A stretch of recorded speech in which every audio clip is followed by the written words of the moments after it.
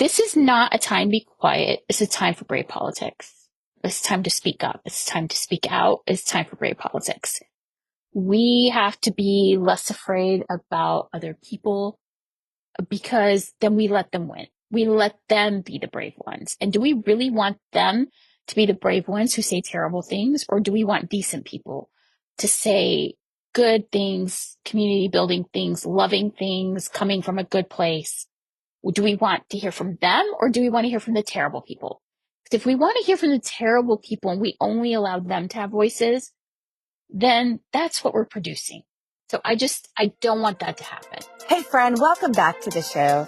I cannot wait for you to meet our guest today. I am so excited to welcome my dear friend, Nancy Thompson. And this is a little bit of a long intro only because we don't get into it in the show. And I really want you to know who Nancy is.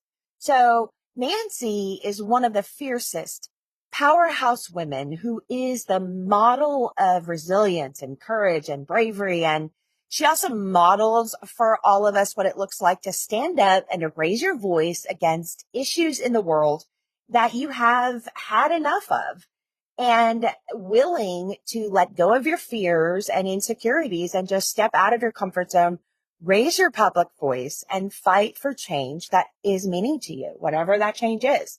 So regardless of whatever side of the aisle you fall on, your belief systems or your ideology, I hope that you will take a hot minute here and just open your minds to the incredible teachings Nancy has to offer all of us today about facing our fears and becoming fearless, even in the midst of fear.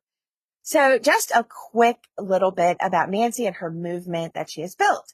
So Nancy is a mom here in Texas of at the time, 16, 14, and 8-year-old. And she was so mad about school shootings here in Texas. Texas has had several significant and heartbreaking events here. Every day we send our kids to school, we don't know if it's the last day we're going to see them. Did we hug them enough? Did we tell them we love them enough? Do they know that they are special in this world? And Nancy was fed up with this feeling. And so one day she made a poster and she went downtown to the Texas Capitol in Austin as a protest of one to let Governor Greg Abbott know just how pissed she was. She was inspired by MAD and Shannon Watts, who's incredible and who's the founder of Mothers Demand Action, which is another movement against school shootings. And when Nancy wrote the sample draft of the poster, she realized the acronym was MAGA, M-A-G-A, Mothers Against Greg Abbott. That's what she wrote on the poster. And because she was a mom, all she was trying to do that day was keep her kids safe. And today, she's fighting for Texas families and keeping all of Texas children safe. That's really where she started and where she's continued to go. So I just want to let you know that she is a rare gem who still holds out on that dream of getting people of all opinions and ideologies and belief systems to sit down and to really talk to one another. And even more than that, she really focuses on listening to each other, to hear each other's stories and why it is that we believe what we believe. She is kind. She's willing to listen to anybody with a different perspective, as long as they're not ugly. She's willing to listen and consider. And she has this gift of not only hearing other people's sides of the story, but also articulating in a clear and wise way why it is that she believes what she believes and the reasoning behind it. So even if we don't agree as a listener to her, belief systems or ideology or politics or whatever, that's not why we're talking today. We're talking today because she models what it is to talk to people from different perspectives and to respect each other and love each other and consider why it is that we all believe what we believe and how can we come together and actually just solve problems. Because all of us from this perspective, we're all moms, and especially in Texas and the states that have the majority of the school shootings, we're terrified, and it hasn't gotten better. It hasn't gotten better. I was one of the first responders to the Uvalde shooting from my vocation. And that was heartbreaking. And I'm a first responder. So that's what I did, and dealing with trauma and people and tragedies. So that's my gift, but it was still awful. And I was still a mom. This is a big deal. So I'm just grateful for Nancy and the work she's doing. And I hope that she continues to make significant change. So you can find her in her gigantic Facebook group, Mothers Against Greg Abbott, and Mothers for Democracy, and become a member there if that's something that resonates with you. So anyway, help me introduce Nancy Thompson. And she's the busiest woman I know. So I'm so thankful that she found some time for us today. Awesome. Enjoy the show.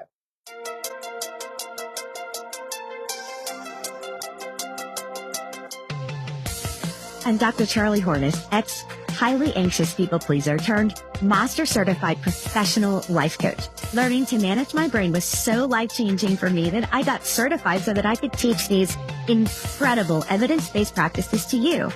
Are you ready for massive change? Let's go. Okay, I'm going to introduce my dear friend, Nancy Thompson, and I need her to introduce herself for us because she is one of the greatest people I know, one of the most resilient and fascinating women. You're so nice. You're so nice. I'm just a mom in Austin, Texas. Nancy Thompson. I'm the founder of Mothers Against Greg Abbott and Mothers for Democracy. And I'm just, honestly, I'm just mom. Just mom, Austin, Texas, just trying to save our children and help Texas families. That's fantastic. Pretty simple. This is a hard time right now to be engaging in what you're engaging in. And I think it takes a lot of courage and guts and grit. How are you surviving all of this in this climate? The climate is really dynamic and it seems to be changing day by day, week by week. I mean, something that can really impact you last week can be totally different the following week. You have to really learn how to roll with the punches, and you have to sort of compartmentalize a lot of things and just put them into compartments and then switch gears and put them into another compartment. So there's definitely a lot of that going on with just juggling. But overall, I want to say that I think this, if other people are feeling like there's a lot of turbulence, there's a lot of unrest, there's a lot of unease, you're not alone. I think all of us really feel that way. And probably everybody who's on, doesn't matter what side of the aisle you're on, you're just not feeling very settled and you're not feeling comfortable. And there's so much vulnerability in what we do every day right now. So it's just a really hard time. The thing I find especially challenging at this moment is I have two children graduating from high school with very different stories. One child, I'm setting off to college and she's going to go out of state. So she's going to be thousands of miles away from her family. And there's a lot of trust in the universe that we have to give as parents when we're letting our baby birds fly from the nest for the first time. It's so hard to trust the universe right now and to trust the world with all the news that is happening on a daily basis. That is really very, very hard. And then on the other hand, I have a special needs son who's also graduating. And he's probably never going to not live with us at home. And the services that should be available to him have been cut and cut and cut. And now he can only participate in one program in our city for special needs kids versus a few years ago, they had 10 programs. Now they just have one. And that's heartbreaking. It also feels like there's no possibilities. It feels like there's nothing to look forward to. It feels like I have one kid with the world is her oyster. She has all of these possibilities of things she could do. And I have another kid who doesn't have anything. And it's just, I feel like your kids are a big driving force of what you do, just being able to see how passionate you are talking about them. Yeah, I love three kids. So two of them are graduating. One of them is 10. So he has a few more years left. I love them. I just want the world to be a better place for them. And I think about that every day, along with a lot of other Texans families and Texas kids. I just want the world to be better for them than what we're giving them. I just don't want to die knowing that I left the world a much worse place. I have to try to leave them something that they can hold on to. So I just want to try to do my best for them. I'm worried about the future. Of course, like most parents, we're always thinking about the future, always worried about the future for our children. And so we just want the best. And so I'm just going to do everything I can to create whatever I can to improve everything for them. I'm sure I can speak on behalf of many moms that we're grateful to you and what you do. Thank you. Oh, you're so sweet. You have the Gen Z initiative. Does that play into what you're talking about right now? Do you want to tell us about that? Yeah, let's talk about it. Here's the deal. I'm I'm Gen X. I don't know what gen you're in. I think you're Gen X. Gen I'm X. I'm Gen X. Yeah, like I loved being Gen X. I loved it. Loved every second. It's been so fun. We're the forgotten And generation. I think we're okay with that.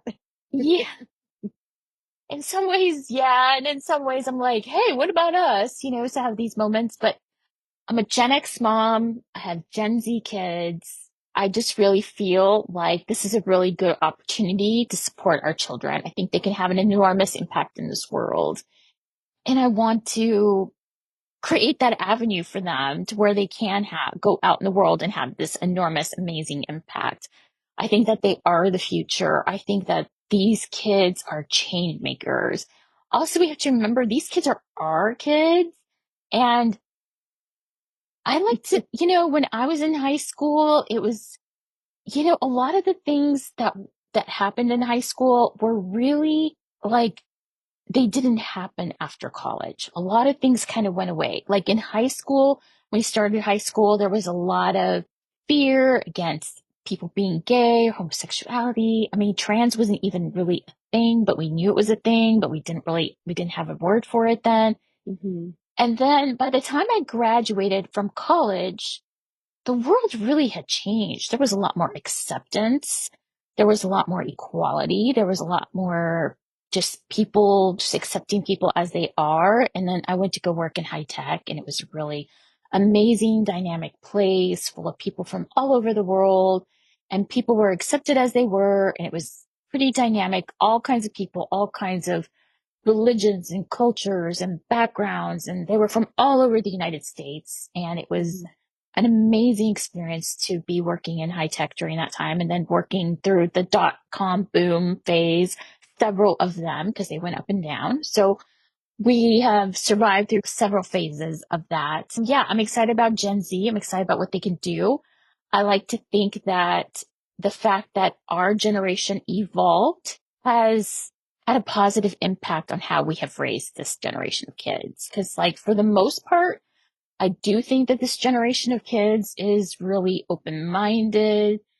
I mean, there are kids, they're really well educated. They like to have arguments at the table about issues. They have very diverse friends.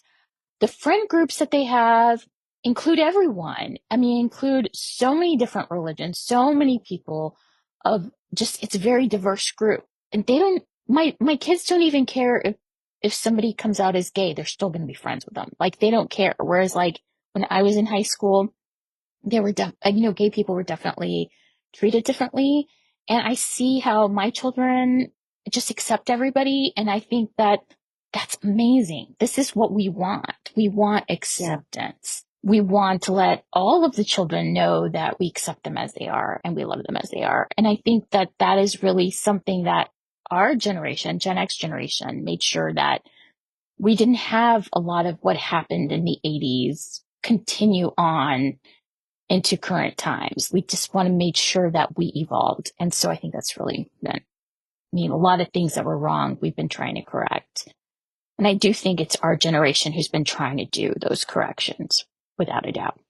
Absolutely. I find a lot of Oh, I, resistance from some older generations right now. I know I experience that in my field, just constant brick walls everywhere. And I feel like our generation is a little different in that regard.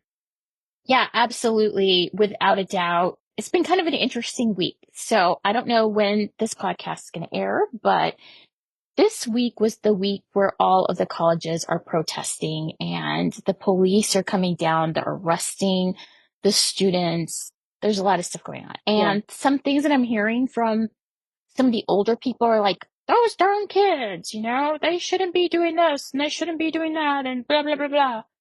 Yeah. And I don't know. I have a different take on things. I have to say, while I don't always agree with every single protest on the planet, I don't always agree with it, but in the United States, we have the right to protest. And Hmm. that is our First Amendment right, which is the freedom of speech and freedom to protest. And we were actually founded as a country based on protesting. That is the very core of everything that we do Hmm. as a country, as a democracy. This is how we got started. So it's super important to me to say, you know what? This is what we do. This is what we do. And if you go to other countries in Europe, there's always a protest going on. I mean, last summer, I went to London and I went to Paris and there were protests going on. They shut down the trains. They shut down buildings. There was stuff going on. Was I inconvenienced? Yes, I was. I did not get to do one trip that I had planned. I was definitely inconvenienced. Was I happy about it? I wasn't happy about it, but you know what? Things happen and just, but protests happen and it was sort of it's sort of an accepted thing in society there, whereas like in America it's not as accepted, believe it or not, but we were the original instigators or agitators in this whole thing, and Hmm. this is what we're based on. I mean, America's based on a protest. So when I see these students protesting, I think they're practicing their First Amendment rights, and honestly, I'm going to have a total honest conversation here.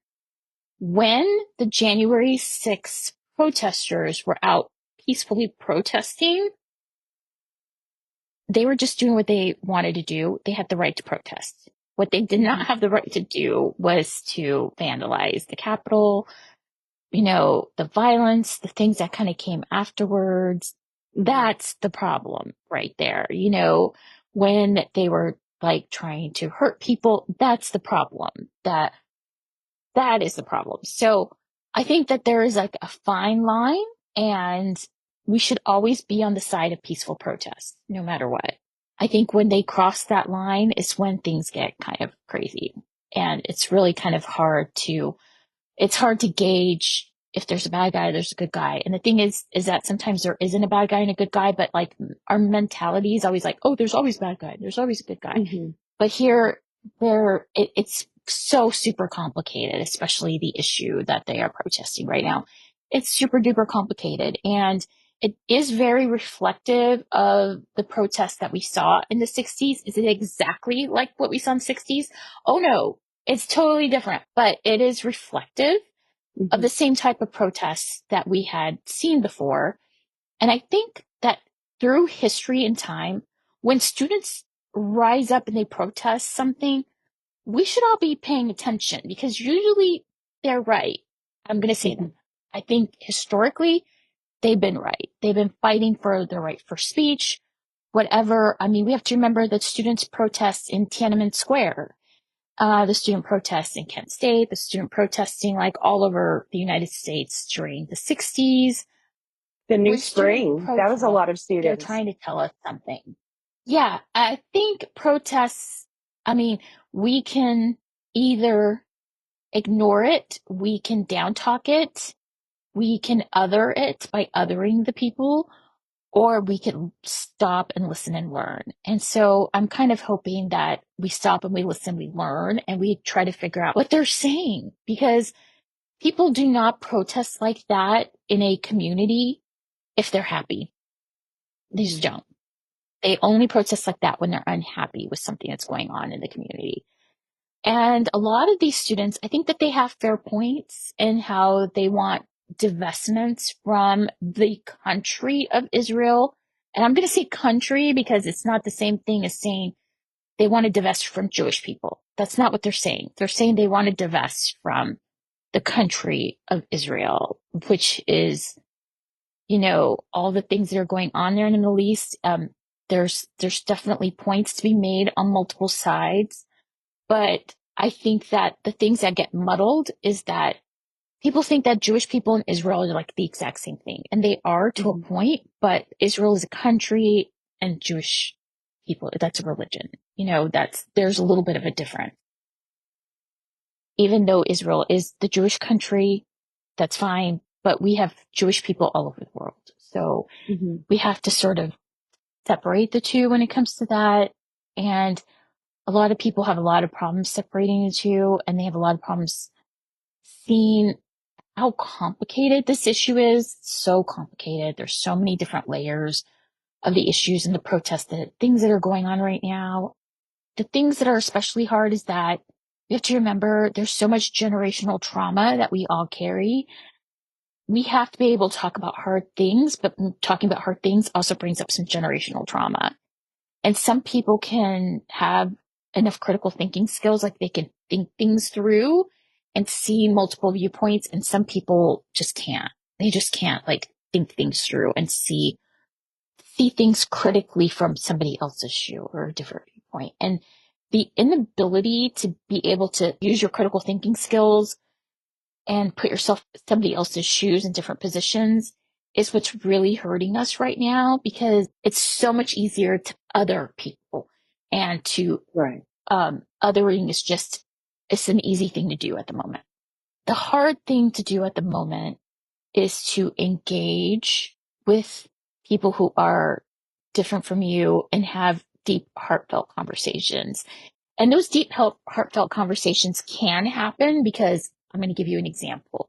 I talked to someone recently and they came to my house and we're having this conversation and they said, "Oh, and all these people, can you believe what they're doing to the Jewish people and all this stuff?" And then the next sentence, they spoke really poorly about Netanyahu and how much they do not like Netanyahu. And I said, "Do you realize the protesters also don't like Netanyahu? Like, so you both don't like Netanyahu. Do you realize that, right?" And he's like, "But they're against Jewish people." No, they're not. They're not. They're mostly against Netanyahu's, like the way that he is just, handling all of the issues and stuff. They're really against that. So I was trying to find really kind words to bring her to the table to explain some of these issues. And it was hard. I don't think that, I just think it's hard. I think it's hard. I think it's really hard. And my very good friends are Jewish, several of them. I have several very good friends that are Jewish, and I am Christian, and we have friends that are Muslim as well. And I can see so many different variances, but what I don't want to do as a person right now is necessarily choose one side over the other, because my heart is so broken for both sides. And when I think about it, it just breaks. When I think about the people in Israel who were killed in that initial bombing last October, that bombing and how awful it was, it makes me want to cry. And then when I think of the 2-month-old who died from starvation in Gaza, that makes me want to cry. And when I think about the fact that, like, my daughter, who has friends that are Muslim and friends that are Jewish and friends that are Christian, and when she comes home crying because her friend group, who have been really good friends for 5 years, when they no longer get along because they're fighting about this issue, it just completely breaks me. I don't know what to say, because I think the things that break me is that there is no right answer. There's nothing that I can say or do without somebody putting me in a corner and making me choose a side or blaming me for something. And I just feel like our hands are just tied. I hear two things. The first one is there's a lot of difficult topics that you in your field obviously have to address or is brought to you. You can't even not address it. But the other thing is I'm hearing issues around communication because it sounds like these issues, like it's all subjective based on our own story, our own experience, what we were raised to believe. That's how we come to the conclusions that we have. Everyone does. And we're all heroes in our own story. So we're never the bad guys, right?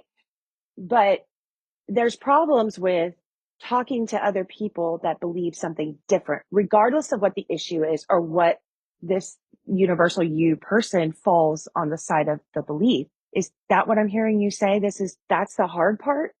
Yeah, definitely. Okay, so I have this idealistic thing in my head. I was like, what if I took a group of moms and we all got together and we could talk about this? And what if we tried? What if we tried to understand one another? What if we held hands? What if we made a heartfelt moment and movement to put peaceful energy out to the universe where we could make positive change? What would that look like? What would that feel like? That's actually a great lead in for a question that I've wanted to ask you about. This past spring, your organization put out an extremely powerful ad that I think went viral in days. But what followed was a significant amount of attack. And I remember you receiving hate mail and all kinds of threats. What did you do to get through that? Because you're still here and that must have taken a lot of resilience. How did you do that? So we put out an ad called Thoughts and Prayers. And when we put that ad out, it went out on Thursday. And I got such a great response. We got great responses on Thursday and Friday. And by the time the weekend rolled around, there were threats. There were terrible things being said to me and about me. And it was all coming from the far right. And I talked to my team because it's hard to read those emails. It's like the impact on you and the impact on you psychologically is really hard. So we were looking at all those emails and we're like, where is this coming from? Like, let's figure this out. And we were able to trace most of the emails to 2 IP addresses. Majority of the emails came from the same 2 locations, which is crazy. It's so crazy. After that, we started noticing trends. And this is a trend that was also noticed by friends of mine they were attacked by the loves of TikTok. They said they only work in the middle of the night. And I was like, okay, I'm going to start tracking this stuff.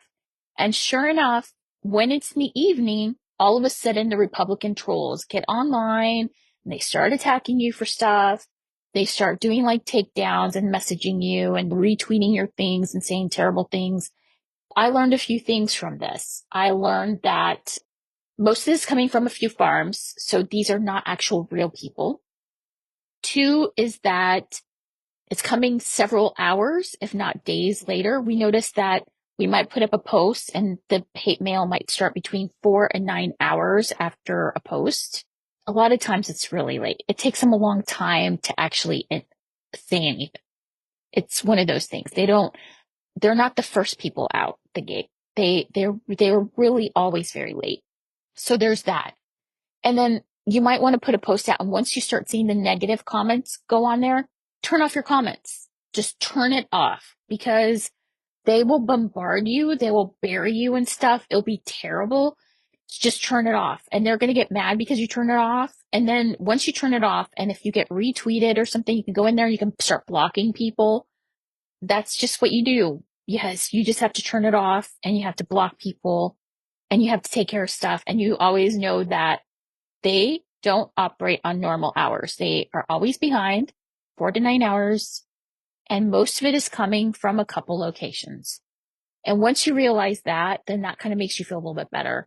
Also, I do have to say, I did teach college once. I was teaching English in college and I did an online course in college for 1 day or 2 days of the week the kids would go to computer lab and they would communicate not in person, but they'd be in computer labs all over the campus, wherever they wanted to be. We were, because the internet was not like a thing then, so they had to go to computer labs. Anyway, so they go to computer labs and we do all of our classwork and socializing in this computer lab environment. And when they did that, a lot of bullying started happening. And I was noticing bullying behavior with my students then. And I did a study on it, I did a paper on it. I talked to the lead professor, my lead about this, and my advisor, and was like, hey, I'm noticing these trends with people online. So I have known since I was in my 20s that people, when they get online and they get on Twitter, Facebook, or social media, they become bullies. Those people in person might be the nicest people you ever meet, but then online, they turn into the devil. They just it's something clicks and they are just awful. And they're there for the drama. They're there for the takedown. They're there for the comments. And so they want to behave as such. There's no decency online, rarely. I mean, that's just what it is. And it isn't everybody, because I don't want to generalize that's everybody, but a lot of those same people, they become different people online. They become braver. I think we might see real parts of their personality come out, and we just have to be aware of that. So I think people can be very different on social media than they are in real life. So on social media, that might be threatening your life. And then if you see them in person, they'll be like, I'm the nicest guy ever. I would never do that for you. I would never hurt you. But then online, they want to kill you. And they say terrible things and they call you terrible words. But in person, probably most of them aren't even brave enough to say anything to your face. That's just been my experience. I know there's people that are going to hear you say that and they're going to cringe and want to hide under a table. How do you not take stuff like that personal and stay up and ruminate for weeks? And I mean, I'm sure you do a little bit of that, but you wouldn't be able to function if you weren't having some kind of barrier or armor. What do you do? What do you mean cringe under the table if they hear that from what? From about people That or like, getting that kind of attack on the internet, getting that level of comments, people just going at you. You get one comment and you worry about it for 6 days. Like, you know, you yeah, sound like a superhero. yeah, I don't know. I don't feel like a superhero, but I do want to say this about it. This is not a time to be quiet. It's a time for brave politics. It's time to speak up. It's time to speak out. It's time for brave politics. We have to be less afraid about other people because then we let them win. We let them be the brave ones. And do we really want them to be the brave ones who say terrible things? Or do we want decent people to say good things, community building things, loving things, coming from a good place? Do we want to hear from them or do we want to hear from the terrible people? Because if we want to hear from the terrible people and we only allow them to have voices, then that's what we're producing. So I don't want that to happen. I don't want that to happen. So I want to hear from good people. We have to have brave politics. I So just, brave politics is my yeah. answer. They think that I am the enemy. They actually have called me enemy numero uno. They told me I'm on the enemies list, and I'm not. If I was their enemy, I wouldn't be working this hard to turn Texas blue. I just wouldn't be. It's too bad they don't see it because we could be so powerful if we all work together.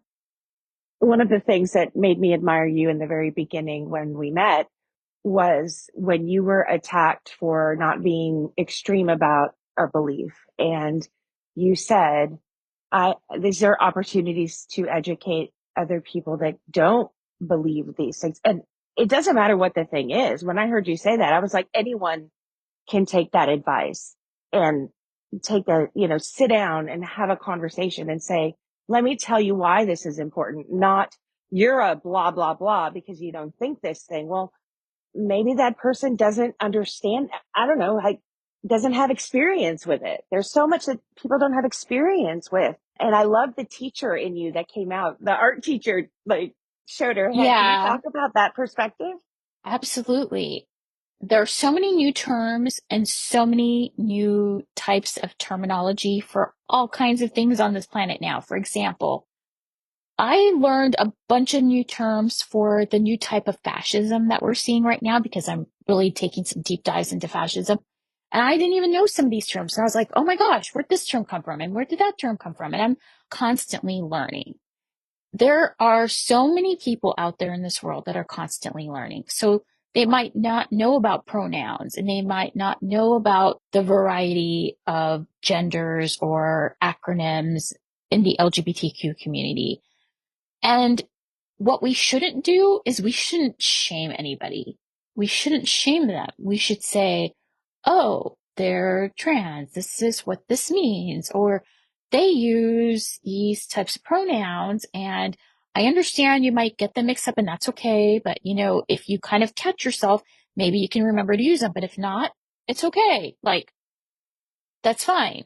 But no one wants to be shamed into it. And I think that's one of the things that the Republicans picked up on is that they were being shamed, I think, for maybe not recognizing people's pronouns. And then they turned it all on us.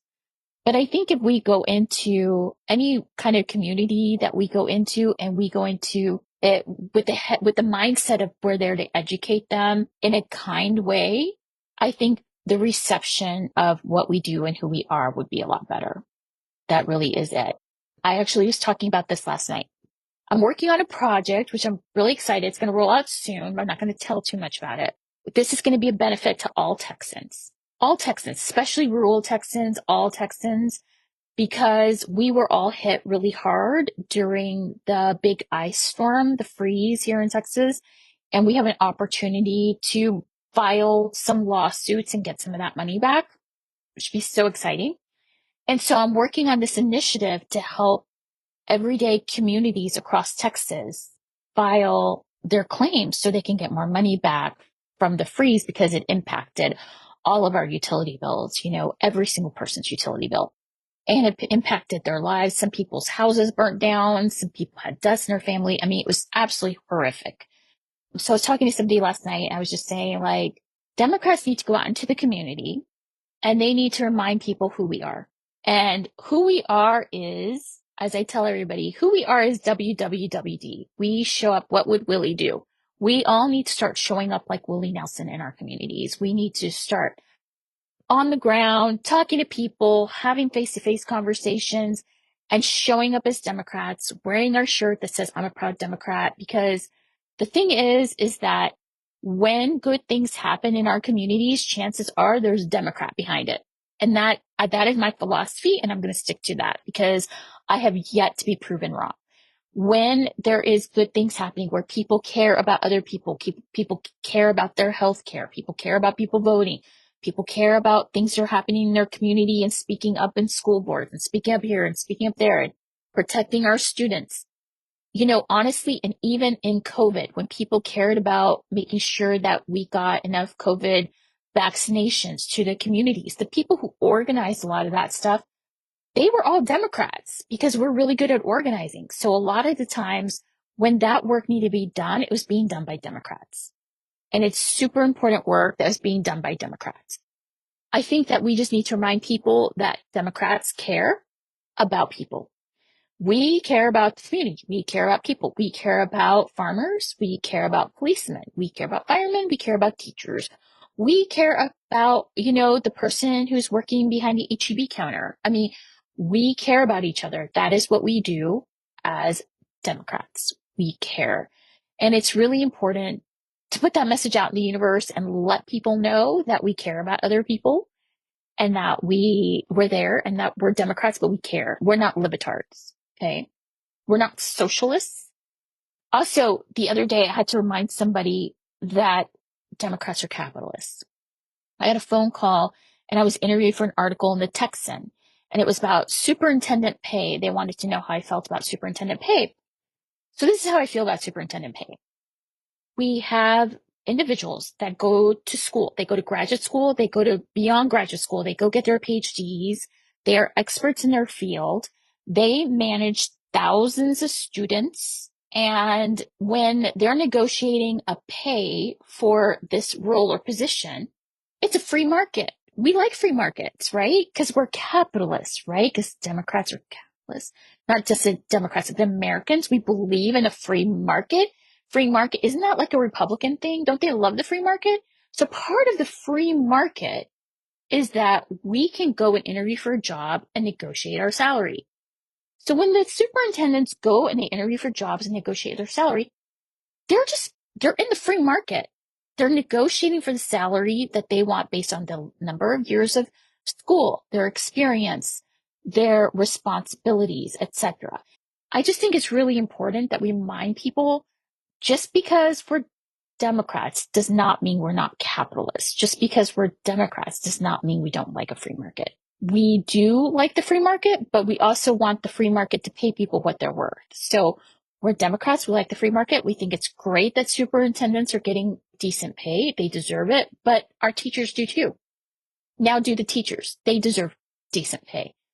And they deserve rules and regulations around their pay to look a little bit differently so they can get paid a living wage. A lot of our teachers do not get paid enough. And their aides, we have teacher aides across Texas that don't even make $20,000 a year. And they live they live on less than $20,000 a year. That's not fair. And we know that's not right. And we know that the majority of the people in these positions of aides or helpers, majority of them are women. And it's because our society has said it's okay to pay women less. We need equality in wages as women because it trickles down to every single corner and crevice of our community and society. So if we increase pay, that really is going to help keep kids out of poverty. It's just going to trickle everywhere and make our communities a much healthier place to live. Society is run by women's free labor. And that's the truth. When you have the volunteers at your schools and the PTA stuff, and like how many women go out there and do volunteer work for free? They volunteer, of course it's free. They volunteer and they in different roles, regardless of whether or not they have a full-time job. That is free labor. Women make this world go round and they put a ton of free labor. And compare that to the men in our lives. My husband just recently started volunteering. He started coaching my son's flag football team and his soccer team. And he complains to me about this volunteer role nonstop. And I just want to laugh because it's like, what do you think I've been doing forever? I've been heading up Girl Scouts. I've been heading up all these groups. I'm like the school mom, classroom mom. I'm doing this. I'm doing that. I'm always volunteering. He volunteers for one thing. He complains about it nonstop. I volunteer and it's just sort of like, take it and do it. There's a little bit of a difference. There's a lot of us women that go out there and we do volunteer work and we work so hard and we just do it. We just get the shit done. We're good at spreadsheets. We're good at using online tools and we just get it done. Those are definitely a lot of things that need to be addressed. In this political space, we need to start paying people what they're worth. I think it's really important that we do. I love it. I'm such a fan because you have such a great way of communicating. And what I've seen are great examples of your teaching ability and your way to reach across whatever aisle or barrier is blocking people and help them see things from a different perspective. They may still not agree, but at least it's a teaching moment. Have you learned that? Or is that kind of an innate gift? Can people learn to do that like you do? I have no idea. All I know is that I don't really want to hurt anyone. So I'm willing to listen to them until they call me names. I'm willing to listen to what they say. My mind is flexible enough that I can take it in and I could be like, okay, I see your viewpoint. Okay, you're right. That's fair. I can reply to somebody and say, that's a fair point. I understand where you're coming from. And I'm okay with other people until they call me names. And once they call me names, then I'm no longer okay with it. I'm okay with it until then. And at that point, then I block them. I'm done. Once they call me names. But once they call names or they use really bad language, then I'm just like, I'm done. I don't need to engage with people that are just going to suck up my time. I heard some great step-by-step stuff in there. I heard a really great boundary. You're going to do this until someone calls you a name or says words you're not okay with. Like that's clear. Yeah. I think a lot of people struggle with, at what point do they say in this climate, enough is enough? How kind do you have to be? This epidemic of niceness, right? Yeah. We can have our own boundaries. Just because somebody has access to social media does not mean they have access to talk to you the way they talk to you. And you can shut that down. Like, I can have a debate, I can have a disagreement with somebody. I have made Republican people actually stop and think about where I'm coming from several times because we were able to have that conversation in a respectful way. And then they responded with like, wow, this was actually a very respectful conversation. I'm like, yep, it was. I'm not a jerk. We can have a conversation. But once they call me a bad word, it's over. It's block, because they were never there with good intentions if they were going to do that. Anyway, that's just how I feel about it. Do you think social media is playing a part in this divisive atmosphere we have? People are, like you said, they're not themselves. What do we do to counter that? How do we get back to having face to face conversations and hearing each other? Again, we all need to start. COVID, even though it's not over, it's sort of over. I mean, we have a workable situation now. It's hard to be terrible to somebody up close. I learned that from Brene Brown. It's hard to say something bad to somebody when they're up close to you. We all need to learn how to talk to one another again, especially in a post-COVID world. It's super important to learn how to reach across the aisle, learn how to talk to people again, get to know other people again, and, just stop and listen to one another. And we need to do that. So I'm kind of hoping that we're able to start that again. I think it's very, very important. Social media leads to depression, leads to anxiety. And I know that many, many times I have logged into social media and just immediately went into like fight or flight, or just something happens. And if this is happening to me, an adult, it is certainly happening to our children. It's certainly happening to everybody we know, where they see something on social media and they just immediately want to shut down.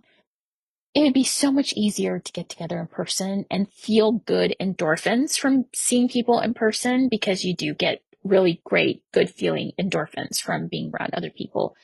And that's what we need to encourage these days. We need people to start seeing each other up close.